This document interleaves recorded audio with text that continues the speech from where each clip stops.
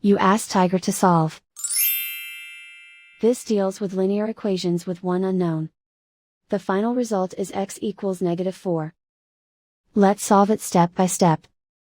Group all constants on the right side of the equation. Subtract 10 from both sides. Group like terms. Simplify the arithmetic.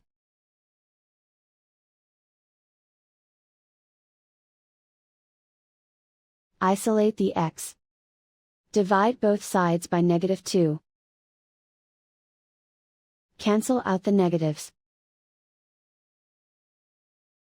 Simplify the fraction. Move the negative sign from the denominator to the numerator. Find the greatest common factor of the numerator and denominator.